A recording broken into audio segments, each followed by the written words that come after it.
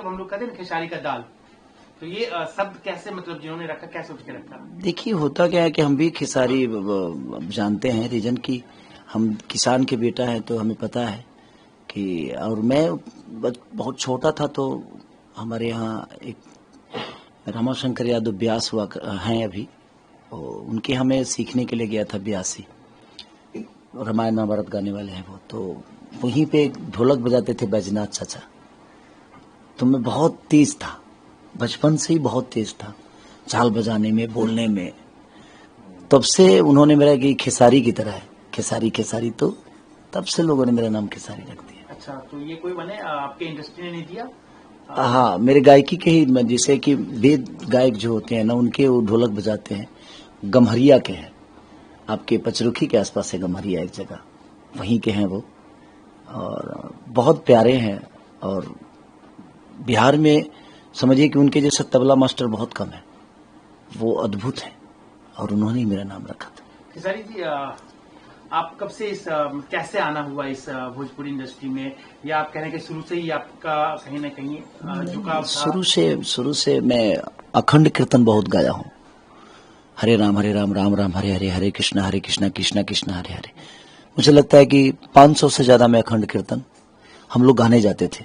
हमारे यहाँ के कृष्णा बेदर्दी, पवन पांडे, जो कि मेरे गांव के ही हैं, तो हम लोग, हमारे गांव में बहुत गाना बजाना का बहुत कम था, लेकिन मैं जब इसमें आया इस लाइन में, उसके बाद से अखंड कीर्तन गांव गांव पे, उस समय खाने की बहुत कष्ट थी, तो हम लोग रात में जाते थे ताकि हम लोग को खाना भी मिल जाएगा, उस हिसाब से हम लोग जाते थे। और कहीं ना कहीं उसका योगदान बहुत है मेरे जीवन में, अखंड कीर्तन का। और उसके बाद धीरे धीरे चीजें, क्योंकि गरीबी बहुत थी, उस गरीबी से निकलना था, तो जिंदगी में भगवान का एहसान मानूंगा कि मुझे गरीब बनाया। अगर गरीब नहीं बनाए होते भगवान तो शायद मैं आज यहाँ तक नहीं पहुँचता। अगर किसी अमीर बाप का बेटा होता तो शायद ये उपलब्धि भी नहीं पा पाता मैं, और ना ही मैं इतना मेहनत करता अपने आप को बड़ा करने के लिए। बिहार में कहा जाता है कि हमारे इधर अभी भी लौंडा नाच होता है, उसको लोग बुरी नजर से नहीं देखते बिहार के लोग। तो मुझे जो पता चला कि आपने वहां से शुरुआत की और यहाँ तक नहीं, लौंडा नाच मैंने कभी किया नहीं है। ये जितने लोग भी हैं सब ये फर्जी बातें हैं। मैं सिंगर ही बनना चाहता था, और सिंगिंग में मैंने क्या किया, वेद जो व्यास होते हैं, जो वेद गाते हैं, जैसे रामाशंकर चचा से मैं जब दूर ज्यादा पड़ता था तो मैं अपने गुरुजी कमलाकांत मिश्रा जी, जो कि ब्राह्मण कुल के हैं वो, और उनका बहुत योगदान रहा मेरे वहां से जब मैं हटा तो उनका बहुत बड़ा योगदान रहा। और मेरे गांव के बगल के ही है, पकवाईनार बनपुरा एक जगह है, मेरे घर से 4 किलोमीटर है, बाबा महेंद्रनाथ के मंदिर से पहले। तो मैं वहां सीखने लगा, क्योंकि अब नजदीक था। तो मैं कमला बाबा के साथ करीब, मुझे वो लगता है कि 7 साल करीब रहा मैं। उसके बाद फिर धीरे धीरे चीजें, फिर उसके बाद गरीबी बहुत थी, पढ़ाई भी मेरी नहीं हो पा रही थी, रीजन कि मैं रात को सो करता था, दिन में स्कूल जाना, भैंस और गाय बहुत थी, उनका कुटी काटना, फिर दूध पहुंचाना, और गरीबी इतनी थी कि मुझे एडजस्ट करना पड़ता था हर चीज में, पढ़ाई में भी, अपने गायकी में भी, अपने घर का काम में भी। और मम्मी शुरू से, मुझे 6 साल या 7 साल का था मैं तो मम्मी दिल्ली रहने लगी, क्योंकि पापा को बनाने खाने में दिक्कत होता था। दिन में पापा चाना बेचते थे, रात को गार्ड की नौकरी करते थे, तो पापा का भी नींद पूरा नहीं होता था सिर्फ हम 7 भाइयों को पालने में। इसकी वजह से हम सब भाई छोटे छोटे काम करते थे। बाकी मेरे बड़े जो भाई थे वो सिलाई मशीन चलाते थे, क्योंकि उस समय सिलाई मशीन, क्योंकि अब लोगों के प्रॉब्लम थी तो भाई कहीं कहीं कुछ ना कुछ तो करना ही है। तो मेरे 3 भाई तो सिलाई मशीन ही चलाते हैं, एक ओवरलॉकिंग करते हैं, जैसे डिजाइनिंग कपड़े पे जो डिजाइन होता है, उस जो मेरे से बड़े हैं, सबसे बड़े जो हैं वो सिलाई मशीन ही चलाते थे पहले। अब तो सबको अपना अपना, बड़े भाई साथ में रहते हैं, एक माजिल वाले भाई हैं वो अपना काम करते हैं। तो वो परिवेश था, उस हिसाब से हम लोगों ने प्रयास की, और धीरे धीरे चीजें अपने आप, जब शादी हुई, शादी के बाद फिर लिट्टी चोखा बेचना, फिर कई सारे स्टारों के घर पे मैं, क्योंकि स्टारडम के पास रहना हर आदमी चाहता है, उस समय हमारे पास कुछ नहीं था, तो कई लोगों के घर पे जाकर मैं झाड़ू पोछा भी करता था कि इनके साथ हूं मैं, और इनको डेली देखने को मिलेगा मुझे। आपने झाड़ू पोछा तक किया है? हाँ, किया है। नाम इसमें बताइए। गुड्डू रंगीला जी के घर पे किया, राधे श्याम जी के किया, एक दो कंपनी में भी किया मैं। एक भारतीय म्यूजिक थी, वहां पे भी झाड़ू पोछा करता था। तो वहाँ पे हमारे बहुत प्यारे सिंगर बादल बवाली जी आते थे, विजेंद्र बाबा आते थे, तपेश्वर चौहान जी आते थे, एक और कौन दीवाना थे वो भी आते थे। मैंने बहुत सारे सिंगर वहाँ आते थे, तो सबको चाय पिलाना, बर्तन धोना, झाड़ू पोछा करना, तो 3-4 जगह पे मैंने ऐसे की है। मतलब वो उस वक्त और इस वक्त में कितना अंतर आपको दिख रहा है? देखिए अंतर तो बहुत है, और इस अंतर के लिए ही मैंने मेहनत की थी कि अंतर हो। मेरी जिंदगी आसान नहीं थी, और आसान जो चीजें होती है वो जिंदगी नहीं होती है। मुसीबत का सामना करने वाला ही आदमी हीरो बनता है। अगर आपके जीवन में 10 बीमारी हो जाए तो ऐसे ही आप डॉक्टर बन जाओगे। उसी तरह जीवन है, जितनी प्रॉब्लम होगी उतनी ही प्रॉब्लम से निकलते निकलते एक दिन आप नायक कहलाओगे। और मेरे जीवन में प्रॉब्लम बहुत थी, धीरे धीरे सॉल्व की मैंने अपने जीवन को, और उस रास्ते से आज यहाँ तक का सफर आप देख ही रहे हैं जी कैसा रहा, मैं कैसे हूँ, और आज पूरी दुनिया की नज़र खेसारी पे है। तो कहीं ना कहीं वो मेरे गरीबी का देन है, और मैं अपने गरीबी को ही सबसे बड़ा हीरो मानता हूँ कि मेरे जीवन की सबसे बड़ा अगर कोई हीरो है तो मेरी गरीबी थी जो मुझे हीरो बना दी। आपने कहा कि आप यहाँ पे भैंस भी चराते थे, तो मतलब दूध दूहना और जो भैंस को धोना होता है। हाँ, ये सब, ये तो मेरा समझिए कि इसके लिए मुझे सीखना नहीं है कहीं। ये तो मेरे लिए बेहतर है कि मैं भैंस भी दूहता हूँ और मैं भैंस चराया भी हूँ। अब सोचिए कि हम लोग अब गमछा में सतुआ सान कर खाए हैं, और पानी नहीं था तो धान में ऐसे ऐसे करके गमछा उस पर डाल के और जानवरों की तरह पानी भी पिए, क्योंकि चौरा बहुत लंबा होता था। या तो किसी गांव में आपको कल पे जाना पड़ेगा या अपने गांव, और उतनी वक्त नहीं होती थी, तो सतुआ जाता था, पानी खत्म हो जाता था और प्यास भी लगती थी, तो किसी नदी में, जो हमारे यहाँ बाढ़ आती है तो कहीं ना कहीं एक नदी निकलता है छोटा सा नाहर टाइप का, या तो धान के खेत में हम गमछा बिछाकर पानी पी लेते थे भैंसों की तरह या जानवरों की तरह, या तो कहीं किसी नाहर में ऐसे गमछा डाल के और पानी छान के पी लेते थे। तो इतनी गर्मी में जिए, कभी आपको ऐसा हुआ कि किसी ने बड़ा आपको अपमान कर दिया और दिन आपको दिल पे लगा कि ना अब इस गरीबी में नहीं रहना है, क्योंकि आप कहें कि इतनी गरीबी आपने झेली है, तो क्या करेंगे? ऐसा कुछ नहीं है? देखिए गरीब, हर गरीब का अपमान तो होता ही है सर, मेरा नया थोड़ी हुआ है। अगर मैं इस बात को कहूं कि नहीं मेरा बहुत अपमान हुआ है, तो ये नया चीज नहीं है, हर उस गरीब का अपमान होता है। तो सही है, वो अपमानित होना सही बात है। रीजन कि अब जब अपमान कोई करता है ना, तो आपको ताकत मिल देनी चाहिए, उससे हरास नहीं होनी चाहिए, आपको उसकी तरह बनना है। तो अपमान बहुत जरूरी है जीवन में, और मेरे लिए हमेशा वरदान साबित हुआ है, और मैं हमेशा से अपमानित होता रहा हूं, और मैं कभी उसको कमजोरी नहीं बनाया। मैंने उसको ताकत मिली कि मैं अपमान हो रहा हूं, इसके लिए मैंने अपने आप पे काम की, अपने ऊपर काम की, और लोगों को अपना बनाया और बेहतर जीवन लेकर चला। कैसे देख रहे हैं कि आप इतना मेहनत करके यहाँ तक आए हैं और आज आपको लोग नचनिया बोल रहे हैं, तो इसको आप कैसे देख रहे हैं? तो जो मेहनत किया नहीं है उसके लिए तो कोई शब्द मायने नहीं रखता है। जो मेहनत करता है उसके लिए हर उस शब्द का मायने होता है, हर उस इंसान के मायने होते हैं। कोई बात नहीं, कोई नचनिया बोलता है, वो भी बड़े बड़े भाई हैं और उनका सम्मान है, मिलेंगे तो हमेशा से उनको प्यार करूंगा मैं। मेरे लिए वो व्यक्ति विशेष कभी दुश्मन रहा नहीं, और ना ही व्यक्ति विशेष का मैं जवाब देता हूँ। मैं उनके विचारधारा के, उनके शब्दों को जवाब दे सकता हूँ, बट देखा जाए तो बड़े बड़े हैं मेरे से, उनको उतना हक है मुझे बोलने का। बट ठीक है, चुनाव जीतने के लिए किसी को अपमानित करना सही नहीं है, और अपने शब्दों पे हमेशा इंसान को कंट्रोल करना ही चाहिए, चाहे वो मैं हूं या कोई भी आदमी हो, क्योंकि समाज में आपको लोग मानते हैं और आपके शब्द सुनते हैं। तो प्रयास हमें यही होना चाहिए कि आने वाली पीढ़ी ऐसे शब्दों का उच्चारण ना करे, क्योंकि हम उस शब्दों के साथ जब जाएंगे तो हमारी आने वाली पीढ़ी को भी लगेगा कि नहीं यही शब्द सही है, तो शायद वो भटक जाएंगे। जिनको आप अपने बड़े भाई मित्र मानते होंगे, जो आपकी इंडस्ट्री के हैं, और रवि किशन भी आए तो यहाँ पे गरज के गए, निरहुआ भी आपके बारे में क्या कहा आपको पता ही होगा, तो इन सब चीजों को आप कैसे, तुमको लग रहा है कि ये ठीक है, फिर तो अब चुनाव के बाद तो फिर एक ही इंडस्ट्री में काम करेंगे? तो इतनी जो कटुता बढ़ती जा रही है। नहीं नहीं नहीं, सही है, वो पार्टी के बंधन में उनके लिए रिश्ते मायने नहीं रखता है, उनके लिए पार्टी मायने रखती है, मेरे लिए रिश्ते मायने रखते हैं। मैंने तो मनोज भैया का भी प्रचार किया है, भाजपा का भी प्रचार किया है, विनय बिहारी भैया का प्रचार किया है। मैंने करीब करीब मैंने हमसे हमेशा से बड़े भाइयों का सम्मान मैंने की है और मेरे लिए आजीवन मेरे बड़े भाई हैं। ये चुनाव आज है, फिर 5 साल बाद आएगा, बट रिश्तों को मैं इतना कमजोर नहीं करता। हाँ, उनके शब्द मेरे लिए हो सकते हैं और उन्होंने इंडस्ट्री को बहुत कुछ दिया है जहाँ पे हम लोग गए हैं, लेकिन आज मेरे इंडस्ट्री से अलग हट के मैं कुछ करना चाहता हूँ तो शायद उनका दुश्मन बना हूँ मैं, बट कोई नहीं, उनका छोटा भाई हूँ। हो सकता है मेरे जुबान से कुछ गलत निकल गया हो, उसके लिए वो नाराज हैं और वो बोल रहे हैं तो बोलने दीजिए, क्या फर्क पड़ता है। इतने दिन से तो मैं उनका आशीर्वाद लेकर आता हूँ, तो उनके 2 शब्द मुझे छोटा नहीं बना सकते, क्योंकि उनके लिए मेरे लिए उनका रिश्ता बहुत मायने रखता है। तो मैं शब्दों से नहीं बल्कि इस इंसान से प्यार करता हूँ। विसारी जी, हम ये जानना चाहेंगे कि जब आज के दौर में जितने भी सेलिब्रिटी हैं, वो बॉलीवुड के हो या किसी भी छोटी इंडस्ट्री का, सब बीजेपी ज्वाइन कर रहे हैं।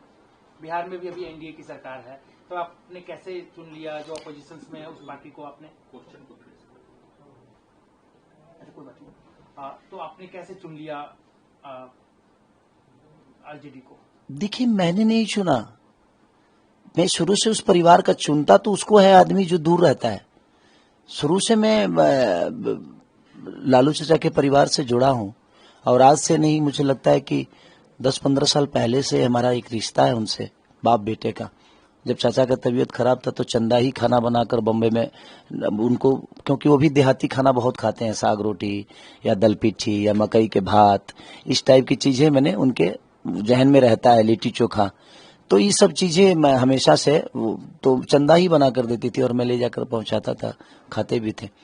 तो चुनता तो उसको है आदमी जो दूर रहता है, वो तो मेरे परिवार के आदमी थे। बट चुनाव लड़ना एक इत्तेफाक है। मुझे लगता है कि यहाँ मैं नहीं बल्कि भगवान ने मुझे भेजा है लड़ने के लिए, और शायद पता नहीं भगवान क्या चाहता है मुझसे, ये मुझे नहीं पता, क्योंकि टिकट मिलने के बाद पता चला कि चंदा का वोटर लिस्ट में नाम नहीं जुड़ पाएगा और उस वक्त शायद मैं क्या जवाब दूं और क्या कहूं जब पूरी दुनिया को पता चल गई थी, तो मैं उस समय ना नहीं कह पाया, क्योंकि मैं राजनीति से बहुत दूर रहना चाहता था शुरू से कि मुझे राजनीति में कभी नहीं आना है। बट पता नहीं भगवान को क्या मंजूर हुआ है कि सब कुछ जो मैं नहीं चाहता था वो मेरे से हो रहा है। बट कोई नहीं, ये भी एक अवसर है और तेजस्वी भैया ने मुझ पे विश्वास जताया है और छपरा की जनता जो है बहुत प्यारी जनता है, और छपरा ही नहीं पूरी बिहार की जनता बड़ी प्यारी है और बड़ी सम्मानित है। आज मैं जहां भी जा रहा हूं ऐसे लग रहा है कि अपने बच्चे की तरह मुझे गोद में सब उठा लेते हैं। हाँ, मैं अपने ऑडियंस से कहना चाहता हूं कि भाई जितने भी लोग हैं उनका कहना है कि ये जितनी भीड़ आ रही है वो सेल्फी वाली है, तो अब आपको ताकत दिखाने की जरूरत है। आप बता दो कि सिर्फ सेल्फी ही नहीं बल्कि वोट डालने का भी अधिकार और सरकार बदलने की भी ताकत रखती है। तो अब आप सब पे निर्भर है कि आप इस सरकार को बदलने में कितना योगदान खेसारी और तेजस्वी भैया को दे रहे हैं। आप अधिकांश बड़े नेताओं बड़े जब हीरो से मिलते हैं तो उनसे पूछते हैं कि आप आएंगे क्या बिहार, जो बिहार से बिलोंग करते हैं, क्या आप आएंगे नेतागिरी में? तो बोलते नहीं, अभी तो मेरा बड़ा अच्छा दुकानदारी चल रही है, हम क्यों आएंगे। आपको नहीं लगा आपकी भी तो दुकानदारी बहुत अच्छी चल रही है? मेरी दुकानदारी सबसे बेहतर चल रही थी और चलेगी, चलती रहेगी। बट जो विश्वास छपरा की जनता ने मुझ पर जताया है, मैं प्रयास यही करूंगा कि जो भी अपने हुनर से हो सके, जो भी अपनी ताकत से हो सके, मैं प्रयास नियंत्रण करते रहूंगा कि ये छपरा की जो प्रॉब्लम है, चाहे वो नाले का हो या अस्पताल का हो। अब सोचिए कि छपरा सिवान गोपालगंज में मात्र एक यूनिवर्सिटी है। इस 20 साल में मात्र इनका सरकार है, एनडीए की सरकार है और मात्र एक यूनिवर्सिटी है, जयप्रकाश नारायण यूनिवर्सिटी नाम है उसका शायद, और उसमें भी 6 साल बच्चों को पास आउट होने में लग जाता है। तो हम प्रयास करेंगे कि ये शिक्षा का जो स्तर है वो डे बाई डे बढ़े, अस्पताल की जो व्यवस्था है वो बाकी शहरों से बेहतर हो या बाकी शहरों की तरह ही हो जाए। तो हमारा प्रयास रहेगा कि नाला जो पानी का निकासी है उस पर सबसे पहले हमको काम करना है। अपने हुनर से जो हो सकेगा प्रयास करूंगा। छपरा के लोगों से ही पूछूंगा कि हम लोग जो पढ़े लिखे लोग हैं, जो इस विषय को ज्यादा जानते हैं, मैं सबको लेके चलूंगा ताकि वो हमें रास्ता बताए और हम लोग उस रास्ते पे चल के और अपने छपरा को बेहतर दिशा में ले जाए। ये तब होगा ना जब आपकी सरकार यहाँ पे आएगी। अगर सरकार आ भी गई तो केंद्र में तो सरकार बीजेपी की है, तो सामंजस्य कैसे बैठेगा, काम कैसे आप कर पाएंगे फिर? क्योंकि हमेशा से कहा जाता है ना कि जब विपक्ष ये बताइए, विपक्ष की सरकार रहती है और केंद्र में अगर मैं तो बिहार से हूं, पर मुंबई में जाके बेहतर कर पा रहा हूं ना। करने वालों के लिए कोई जगह मायने नहीं रखती है, सरकार मायने नहीं रखती है। आपके मन में किसी के लिए श्रद्धा होनी चाहिए, इच्छा होनी चाहिए, करने की वो ताकत होनी चाहिए। आप दुनिया के किसी कोने में जाके अपने आप को बड़ा कर लेते हो ना, तो जब आप अपने आप को बड़ा कर लेते हो तो अपने लोग के साथ मिलके आप अपने शहर को बड़ा कैसे नहीं कर सकते। प्रयास करने से कुछ भी हो सकता है। हम लोग प्रयास करेंगे, बहुत नहीं होगा, कुछ तो होगा, धीरे ही चीजें सुधरेगी। बट प्रयास करने में क्या जाता है, एक बार प्रयास करते हैं, शायद बेहतर हो जाए। आपके बीजेपी के बहुत सारे नेताओं से अच्छे संबंध रहे हैं, हमने भी देखा है। तो यहाँ के नेता अच्छे हैं बीजेपी के या दिल्ली के मोदी जी? देखिए नेता कोई अच्छा नहीं होता है। नेता बन के इंसान कुछ नहीं कर सकता है। आपको जिस तरह आप अपने परिवार के बेटा हो, उसी तरह आपको अपने समाज का बेटा बनना पड़ेगा, तभी आप समाज के लिए बेहतर करते हैं और तभी कर पाओगे आप। और जहां तक रही सवाल संबंध की, तो मेरे आज भी हैं और वो आजीवन रहेंगे। मेरे संबंध से ऐसा नहीं कि छपरा का भला होगा, संबंध अलग विषय हो गया। वो तो मैं किसी रिश्ते में हूं और उस रिश्ते को मुझे अपनाना है और रिश्ते से बेहतर पाना है, तो मैं हमेशा प्रयास करूंगा। मुझे परहेज नहीं है। अगर हमारे रवि भैया के पास बेहतर प्लान होगी तो मैं उनसे भी सलाह लूंगा कि भैया मेरे छपरा के लिए क्या प्लान है आपके पास। मैं सम्राट चौधरी भैया से भी पूछूंगा कि भैया बिहार के लिए क्या प्लानिंग आप लोगों ने बेहतर की है। हम लोग सब मिलकर करते हैं। पक्ष विपक्ष जनता के लिए नहीं होता, सच पूछिए तो करने वालों के लिए ना। पक्ष विपक्ष कोई मायने रखता नहीं है, मुझे जहां तक मैं सोचता हूं। बाकी लोग क्या सोचते नहीं पता, बट मुझे लगता है कि बिहार को बेहतर बनाना है तो मेरा सहयोग करेंगे तो ठीक है, नहीं करेंगे तो हम और भी तो रास्ते हैं। पटना जाने के लिए कोई जरूरी थोड़ी है कि यही हाईवे है। जिसको जाना होता है वो तो नाव पार करके भी चला जाता है। तो जाने वालों के लिए रास्ते की कमी नहीं है। जिसको नहीं जाना है उसको हाईवे भी दे दोगे तो घर पे ही बैठे रहेगा। अभी आपका मैंने एक वीडियो देखा है और वायरल हो रहा है कि आप मोदी जी की बड़ी तारीफ कर रहे थे, तो सच में आपका वीडियो है या? नहीं, बिल्कुल तारीफ करता हूं मैं, आज भी कर रहा हूं। वो बुरे कभी नहीं है, बट उनकी सोच हमारे बिहार के लिए क्यों नहीं हुआ, मेरा सवाल हमेशा से उनसे रहेगा ये। मैं अपने पिता हैं, वो मेरे हम सबके पिता हैं। देखा जाए तो हमारी उम्र बहुत कम है, बट मुझे लगता है कि जिस बिहार में मैं हूं, उस बिहार में आज 15 साल से केंद्र में सरकार उनका है, 20 साल से बिहार में है। उसके बावजूद भी बिहार के लोगों को एक रोजी रोजगार, एक बेहतर यूनिवर्सिटी या एक बेहतर कॉलेज या एक बेहतर अस्पताल क्यों नहीं मिला। लोग पलायन का इतना पलायन है कि आप सोच नहीं सकते। वो सिर्फ हमें ट्रेन क्यों देते हैं, हमें फैक्ट्री क्यों नहीं देते, हमें अपने परिवार में रहने क्यों नहीं देते। वो हमेशा से ट्रेन पास करते हैं कि आप लोग अब सुविधा से जाइए और सुविधा से आइए। आप अपने गुजरात को कितना बेहतर बनाए। मैं चाहता हूं कि गुजरात का आधा ही बना दीजिए हमारे बिहार को। हमें चुनाव लड़ने की जरूरत ही नहीं है। आप बेहतर करो ना, हम आपके साथ हैं, हमें कोई दिक्कत नहीं है। क्योंकि बेहतर जब तक बिहारी नहीं रहेगा तो हम यहाँ के रह के एक बेहतर नागरिक हम कैसे कहलाएंगे। आपके मुंह से मुझे शोभा नहीं देता कि एक कितने बड़े अहदा पे हैं हमारे माननीय प्रधानमंत्री जी, और वो जब जंगल राज की बात करते हैं ना तो मुझे खुशी नहीं दुख होता है कि हमारा जंगल राज उतना बड़ा नहीं था जितना आप लोगों ने बना दिया उसको। पूरी दुनिया के नजर में एक इतने बड़े अहदा पे होने के बाद आपने बिहार को लोगों को ऐसे, क्योंकि अब पूरी दुनिया तो यही समझती है ना कि बिहार एक जंगल राज है। यहाँ कोई भी फैक्ट्री लगाने से डरता है, आज भी डरता है, क्योंकि अपने नेताओं के मुंह से ही सुनता है कि जंगल राज है। तो इसलिए सर कहीं ना कहीं फैक्ट्री लगाने वाले भी व्यापारी कहते हैं कि नहीं यार वो जंगल राज है। कम से कम 20 साल से आपकी सरकार है तो आज भी जंगल राज है। तो फिर आपने बदला क्या है इसको, आपने दिया क्या है बिहार को? सिर्फ बदनामी किया है आपने, जंगल राज बोल के, और हमें सिर्फ डराते रहे, पूरी दुनिया को डराते रहे बिहार के नाम से। वो मुझे कहीं ना कहीं प्रॉब्लम करता है और इसलिए मैं उनके शब्दों के साथ सही नहीं हूं। मैं व्यक्तिगत उन इंसान के साथ हूं और वो हमेशा से हम लोग के पिता ही रहेंगे और हमेशा से उनके लिए हमारे दिल में हमेशा सम्मान रहेगी, क्योंकि वो एक गार्जियन है। बट मैं गार्जियन से भी कहता हूं कि सिर्फ सारे बच्चों को आप तो देख लिए, बट बिहार भी तो आप ही का बच्चा है। बिहार को इतने हीन नेचर से क्यों देखा जा रहा है, और क्यों आपने देखा? आपने क्यों नहीं पलायन रोकी? आपने क्यों नहीं बेहतर कॉलेज बनाई, यहाँ क्यों नहीं बेहतर अस्पताल बनाया? क्यों नहीं अपने परिवार से दूर जाने वाले को उनके परिवार में रोक लिया? जिस तरह गुजरात के आदमी एक भी आपको कहीं दूसरे जगह नहीं मिलेगा। हर आदमी, गुजरात के लोग अपने घर में ही रह के, अपने परिवार के साथ रह के हर वो दीपावली, हर वो छठ, हर वो त्योहार को मना लेते हैं और वो सुखी भी हैं और वो काम भी करते हैं और अपने परिवार के साथ भी रहते हैं और अपने आप को भी बड़ा कर रहे हैं। लेकिन हमारे साथ ऐसा क्यों हुआ, इसलिए मैं सवाल करता हूँ, बाकी कोई बात नहीं। अच्छा, आप जंगल राज की बात सही बात है कि अभी जितने नेता आ रहे हैं बिहार सरकार करने के लिए बीजेपी की तरफ से, एक ही सवाल करते हैं, जंगल राज जंगल राज जंगल राज। उस वक्त का जंगल राज और अभी जो बिहार में वर्तमान में है, अभी भी क्राइम उतने ही है। आज भी एक नेता की हत्या हो गई है, रोज हो रही है, कुछ न कुछ होती रहती है। तो उस समय और इसमें आपको क्या अंतर दिख रहा है, क्योंकि आप उसमें बिहार में थे? हाँ बिल्कुल था। उस समय तो पैसा लेकर छोड़ दिया जाता था ना, आज तो मार दिया जाता है, इंसान ही खत्म हो जाता है।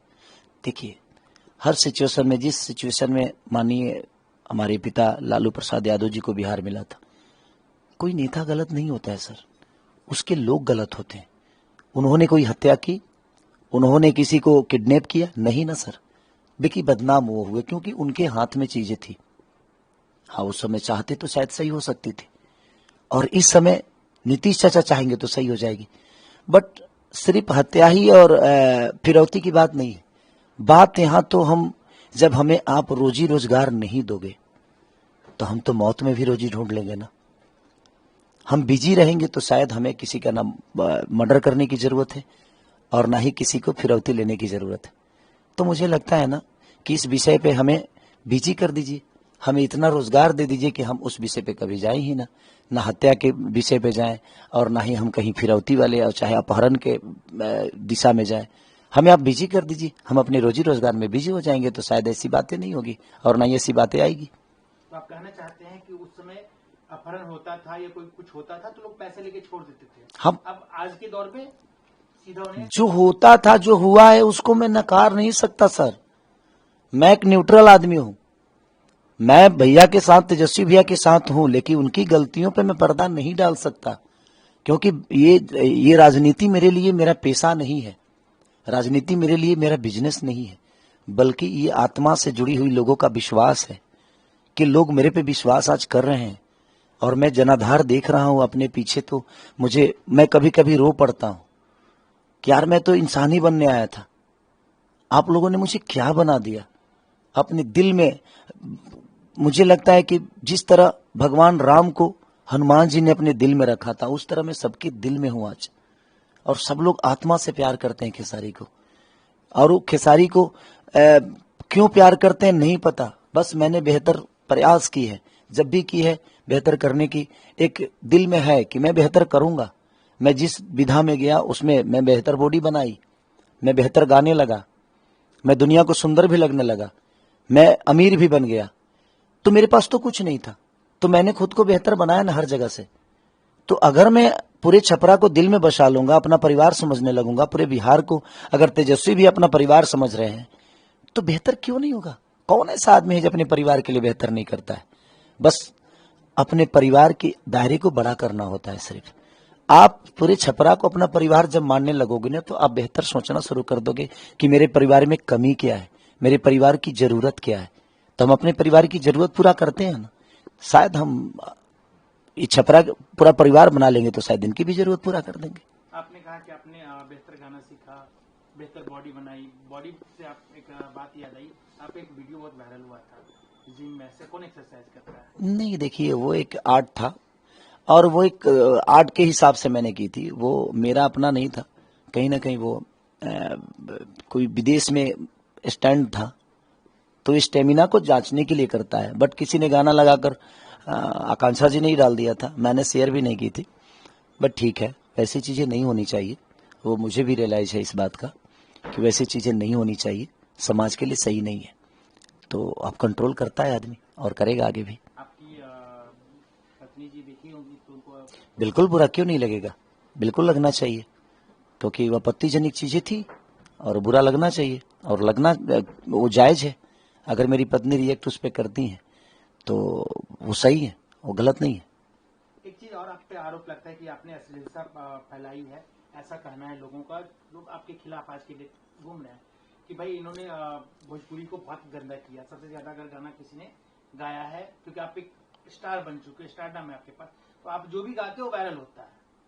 तो इस पे क्या कहेंगे? गंदा गाया, किया तो नहीं ना, लोग तो करते हैं। सच पूछिए तो वो एक इंटरटेन का विषय है सर। इंटरटेन को राजनीति से जोड़ने का कोई मतलब ही नहीं बनता है। आज जितने भी बिहार की बदहाली हुई है, ये मेरे गाने की वजह से तो नहीं हुआ। मेरे गाने की वजह से हो सकता है ऐसे किसी को आहत पहुंच सकती है, बट मुझे लगता है कि इनके काम की वजह से, इनके जो जितने भी एनडीए के नेता हैं, इनकी जो जिम्मेदारी थी, इन्होंने अपनी जिम्मेदारी जो पूरा नहीं की ना, अब इनके पास एक ही हथियार है, खेसारी को गंदा बता देना। मैं तो भाई मुझ में गंदा हूं, मान लिया थोड़ी देर के लिए, बट आपने बिहार को रोजगार कितना दिया उस पर बात करिए ना। मेरी गंदगी को छोड़ दीजिए, मैं बहुत बुरा इंसान हूं, मैं अपने आप को मान लिया थोड़ी देर के लिए, बट मेरे बुरा होने से बिहार की हालत खराब तो हुई नहीं। ये जो सिस्टम बिगड़ा है, नाले का जो आज सारे, आप जाइए छपरा में तो व्यापारियों के करोड़ों करोड़ों रुपए बर्बाद हुए हैं सर। अगर एनडीए की सरकार 20 साल से चाहती तो शायद छपरा का भला हो सकता था, बट नहीं हुआ वो चीजें। तो ये जितने भी व्यापारियों की चीजें बर्बाद हुई, क्या मेरे गाने की वजह से तो हुआ नहीं है सर। आज जो व्यवस्था बिगड़ी है मेरे गाने की वजह से तो बिगड़ी नहीं है। आज जो बोल रहे हैं हत्या हुई है, मेरे गाने की वजह से हुई है। जो पारस अस्पताल में घुसकर गोली मार दिया गया, क्या मेरा गाना बजाकर मारा गया। जो एक व्यापारी की हत्या होगी, कम से कम 6 महीने में 52 से 53 मर्डर हुए थे सर। आज यहां की मैं आपको समस्या बता दूं, जिस जगह पे आप बैठे हैं डोरीगंज, यहां पे करोड़ों लोगों का बिजनेस होता था बालू के धंधे से। आज सब रोड पे हैं, सबके सब। बालू पे रोक लग गया, उसके वजह से आप जाकर एक बार हालत पूछिएगा बालू व्यापारियों की स्थिति क्या है। बालू जो ढोते थे बेचारे, उन वर्करों की स्थिति क्या है। ट्रक के 8-8 करोड़ रुपया चालान भरा गया है सर। कहां से कोई कमाएगा। आप बेहतर बिजनेस दे नहीं रहे हो, और हम अपने हुनर से अगर कर रहे हैं तो उस पर भी आप इतना टैक्स लगा देते हो। कितना मर जाएगा आदमी सर, पागल हो जाएगा। एक तो रोजी देते नहीं हो, जो रोजी हमारे पास है वो भी छीन लेते हो। तो क्या करे कोई, कैसे जिएगा बिहार में, ये समस्या हो गई है। बालू पे ही नहीं रोके, दारू पे भी रोके। छोड़िए, अब दारू पे कितना रोके आपको भी पता है, और हमें भी पता है, और पूरी दुनिया को भी पता है। तो उससे बेहतर होता कि भाई आप ठेका चालू ही कर दो। ऐसे भी पीने वाले, देखिए जिसको जो करना है उसको आप मना नहीं कर सकते सर, रोक नहीं सकते, रुकता कुछ भी नहीं है। हम रोकने का प्रयास करते हैं, बट जो चीजें रुकती ही नहीं है उसको प्रयास करने से कोई फायदा नहीं है। इससे बेहतर है कि उसका एक सिस्टम बनाइए, और सिस्टम बनाकर लोगों को चालू करिए, चालू करके प्रयास करिए कि लोग कम से कम पिए। आज तो होम डिलीवरी शुरू हो गई है, हर आदमी फोन करता है और दारू उसके पास चली आती है। तो ठीक है, सिस्टम ही लूजर है सर, उसको क्या करिएगा। और ये सिस्टम किसके हाथ में, सरकार के हाथ में। तो सरकार, इसका मतलब फेलियर है, इसीलिए सारी समस्या आ रही है। आज लोग, पहले के दारू पीकर लोग तो जी भी जाते थे, अब तो ऐसे दारू मिल रहे हैं लोगों के डुप्लीकेट की, लोग दारू पी पी के मर रहे हैं। तो आप लोगों को जिंदा रखना चाहते हैं कि मारना चाहते हैं। तो इसीलिए मैं कह रहा हूं कि सरकार को एक बार बदलते हैं और देखते हैं कि क्या होता है। इतने 20 साल हमने चाचा को दिया ना, 5 साल भतीजा को देते हैं, शायद कुछ बेहतर जरूर होगा। मुझे ऐसा आभास हो रहा है। नहीं होगा तो आपके पास ऑप्शन तो है ना, फिर बदलिए। बदलाव ही सबसे, मुझे लगता है कि परिवर्तन है सर। जब तक आप बदलेंगे नहीं, केसारी ने अपने आप को बदला तो दुनिया परिवर्तन देख रही है ना केसारी के अंदर। तो यही बात है, बदलाव जरूरी है। जब तक नहीं बदलेगी परिवर्तन नहीं होने वाला। अगर मान लीजिए जैसे आपके नेता ने भी वादा किया कि हर घर में एक सरकारी नौकरी देंगे, जिसे घर में नौकरी नहीं है, तो क्या अगर नहीं दे पाए तो क्या तेजस्वी को हटा देना चाहिए? अरे ठीक है, 2 करोड़ नहीं देंगे, 50 लाख देंगे ना। हम 2 करोड़ की छोड़ देते हैं, हटा दीजिए। 50 लाख देंगे ना, तो कम से कम हमारे नेता रोजगार देने की बात तो कर रहे हैं, वादा तो कर रहे हैं। एनडीए की सरकार तो वादा भी नहीं करती है, वो तो सिर्फ जंगल राज की ही बात करती है। जंगल राज की बात करेंगे, और नहीं तो हिंदू मुस्लिम की बात करेंगे, नहीं तो मंदिर मस्जिद की बात करेंगे, पाकिस्तान हिंदुस्तान की बात करेंगे, सनातन की बात करेंगे। वो सिर्फ बात करेंगे, और बात भी करेंगे आपके जीवन से अलग, जिससे हमारा जीवन चलना चाहिए, जिससे हमारा जीवन चलता है, अच्छा जिससे जीवन हम जी सकते हैं, उस पर कोई बात नहीं होती है। सिर्फ बेमतलब की भड़काऊ बातें होगी। हिंदू मुस्लिम लड़ा दो यार, उसको उस जात से उस जात को लड़ा दो यार, उस जात से उस जात को। हमारे यहाँ तो सब में जितनी जात नहीं है ना उतने नेता हो गए हैं। तो लोग बोलते नहीं है कि ढेर जोगी मठ के उजार। हर जाति का एक नेता बन गया है। आप सर इतना बेहतर कर दो ना कि दुनिया आपके लिए जाति ना देखे। अगर आप बेहतर इंसान बनोगे और बेहतर अगर कर जाओगे, अगर कल मैं छपरा के लिए बेहतर कर गया थोड़ी देर के लिए मान लीजिए, क्या मुझे जात देखकर लोग वोट लेंगे? लोगों को विकास चाहिए कि जात चाहिए? लेकिन यहां तो लोगों को भटका देना है कि नहीं जात ही हमारा बेहतर करेगा। नहीं करेगा भाई, जात बेहतर करने के लिए ना इंसान के दिल में श्रद्धा होनी चाहिए किसी के लिए। और जब तक दिल में श्रद्धा नहीं होगा ना किसी के लिए बेहतर, आप कैसे कर पाओगे? छपरा को पूरा परिवार बनाना पड़ेगा। अब परिवार में कोई जात नहीं होता है, परिवार होता है वो।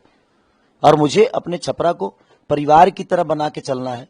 और मैं चाहता हूं कि हर समुदाय के लोग, उनके लिए शायद मैं अलग कास्ट का हूं, लेकिन मेरे लिए सब लोग मेरे हैं। मैं किस जाति से हूं मुझे पता नहीं, मैं एक इंसान हूं और इंसान के तौर पे ही अपने जीवन को चलाना चाहता हूं। छपरा में दो जातीय का जो है बोलबाला है, लोग कहते हैं, और दिखता भी है वर्चस्व की लड़ाई करके, एक बबुआन एक अहिरान। तो बट मेरे पे लागू नहीं होता। मुझे लगता है मैं 2 जगह सिक्के से तौले गया, वो बबुआन ही थे। बट उन्होंने अपने घर में बुला बुला कर एक बेटे की तरह मुझे सम्मान दिया। हर जाति के लोग, मेरे पे लागू नहीं होता। ये नेताओं के लिए लागू हो सकता है, एक बेटा के लिए नहीं हो सकता। बेटा एक पिता के लिए हमेशा उसका बेटा रहता है, एक माँ के लिए हमेशा बेटा रहता है, वो एक भाई के लिए हमेशा एक भाई रहता है।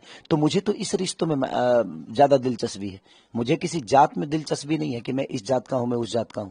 मैं सबसे मिल रहा हूं और मुझे प्यार भी, एक जिस घर में जा रहा हूं एक बेटे की तरह प्यार और सम्मान मिल रहा है। तो मैं कैसे मानूं कि ये दूसरे जात से हैं? क्योंकि मुझे तो भाई सम्मान मिल रहा है एक बेटे की तरह।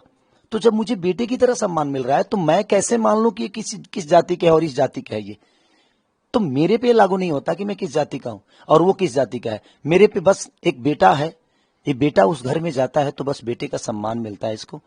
मैं इसीलिए उस परिवार को अपना मानता हूं। वो किस जाति का है वो दूसरे का विषय है। एक नेता के लिए हो सकता है, बट एक बेटा के लिए जात मायने नहीं रखता। आपके सांसद राजीव प्रताप रूडी हैं, कैसा, उनको क्या कहेंगे? मेरे मेरे मेरे बड़े भैया की तरह है, वो हमेशा से रहेंगे। बट उनसे भी शिकायत उनके कार्य के लिए मैं कर सकता हूं कि छपरा भी उनके पास भी छपरा, मुझे लगता है कि 15 साल की 10 साल 15 साल रहा उनके हाथ में। बट वो चाहते तो छपरा की सिचुएशन बदल सकती थी। और आज जो केंद्र को यहां आना पड़ रहा है, किसी को आने की जरूरत नहीं थी। वो नामांकन करते और चुनाव जीत जाते, क्योंकि वो किए होते तो जीत जाते। आज आपको आने की जरूरत पड़ रही है, लोगों को बताने की जरूरत पड़ेगी कि मुझे वोट दो। क्यों? इसी से आपको समझ में नहीं आ रहा है कि आपने कुछ किया ही नहीं है। किए होते तो ना आपको मांगने की जरूरत पड़ती और ना ही आने की जरूरत पड़ती। बट आपने नहीं किया है। फिर से एक जुमला होगा, फिर से झूठ बोला जाएगा, फिर से लोगों को बरगलाया जाएगा हिंदू के नाम पर, मुसलमान के नाम पे, मंदिर के नाम पे, मस्जिद के नाम पे, धर्म के नाम पे, सनातन के नाम पे, और फिर से लोग भाग जाएंगे। लेकिन मेरे पे ये लागू नहीं होता है, क्योंकि मैं जहां जा रहा हूं एक बेटे की तरह ही जा रहा हूं। मैं सब नेताओं से यही कहूंगा कि आपको वोट मांगने की जरूरत नहीं है। आप लोगों के लिए जिस विधानसभा में हो, चाहे आरजेडी के भी नेता हो या कांग्रेस के हो या एनडीए के हो, चाहे इंडिया गठबंधन किसी के भी हो, आप अपने क्षेत्र में बेहतर काम करके दे दीजिए। आपको कहीं जाने की जरूरत नहीं है। नामांकन करके घर पे बैठ जाइए। लोगों को पता है कि ये मेरा बेटा है, ये परिवार की तरह हमारे जिला को, हमारे विधानसभा को गोद में लेके चला है और गोद में बैठकर काम किया है। आपको कहीं जाने की जरूरत नहीं है, बेहतर काम कर दीजिए ना, अपने आप दुनिया आपको चुन लेगी। अच्छा, तो उनके पास कार्य बताने के लिए है ये नहीं है तो मुझे नीचा ही दिखाएंगे ना सर। मेरा नचनिया होना कोई विषय ही नहीं है। मैं नचनिया हूं, नाचता हूं, और मैं ही नहीं, भगवान शिव नाचे, नारद जी नाचे, साड़ी पहनकर तो नारायण भी नाचे। नाचना आना चाहिए सर। अब भस्मासुर नचनिया नहीं था, धरे कहेंगे वह धरा गए, वह गिला गए लगा ही। नाचने आना चाहिए आपको। नाचना आसान नहीं है। वो नचनिया कर रहे हैं, बड़े भाई हैं, उनका सम्मान है हमारे जीवन में। बट नृत्य शुरू हुआ शंकर जी की तरफ से। शंकर जी ने शुरू किया, उसकी मालकिन सरस्वती हैं। और हम जिस धरती से आते हैं वहां पे भोजपुरी का शेक्सपियर कहा गया, जिनका नाम भिखारी ठाकुर है, महेंद्र मिश्र, डॉक्टर राजेंद्र प्रसाद की धरती से हूं मैं। और यहाँ जो भी पुरुष पैदा हुए वो महापुरुष बने, वो पैदा पुरुष बन के हुए, बट अपने कर्मों से उन्होंने अपने आगे महापुरुष लिखवा लिया। तो कर्म प्रधान विश्व कर राखा क्यों बोला गया है? हमारे हाथ में कुछ नहीं होती है, तो जो करता है क्या उसके हाथ में होती है? करने से हर वो चीज आपके हाथ में आ जाती है सर। तो करना जरूरी है। मैं क्या बोला, हमें ये सब चुनाव लड़ना और नेता बनना मेरे लिए मतलब नहीं है सर। मेरे लिए मतलब है कि जिस काम के लिए दुनिया ने मुझे चुना है, क्या मैं उस पर खड़ा उतरूं? उतरना चाहिए भाई, उसी के लिए चुना गया आपको। मैं उसके लिए खड़ा उतरूं, उसके विश्वास को प्रयास करूं, जो अपने काम से, अपने हुनर से, अपने ताकत से, जिस काम के लिए उन्होंने मुझे इस लायक बनाया है, मैं वहां उनके लिए खड़ा रहूं, उनके मुसीबत में हमेशा खड़ा रहूं, उनके लिए बेहतर व्यवस्था करूं और उनके लिए बेहतर काम करूं। तेज प्रताप जी को मैंने देखा आपके बारे में कुछ बोलते हुए, जबकि आपके बड़े अच्छे ताल्लुकात रहे हैं, तो क्या कहेंगे? वो भी चुनाव लड़ जाकी राखी भावना जैसी, ताही मूरत देखी तिन तैसी। दुनिया आपको बोलेगी, इसका मतलब ये नहीं कि सबका जवाब देना है। वो बड़े भाई की तरह है, वो भी मेरे बड़े भाई हैं। अब मेरे लिए रिश्ते बड़े हैं कि उनके शब्द बड़े हैं, ये मेरे ऊपर निर्भर करता है। तो मुझे लगता है कि मेरे रिश्ते बड़े हैं, तो मैं उस शब्द के साथ कभी नहीं जाऊंगा और मैं उस रिश्ते को ही निभाने की प्रयास करूंगा, उस शब्द को नहीं।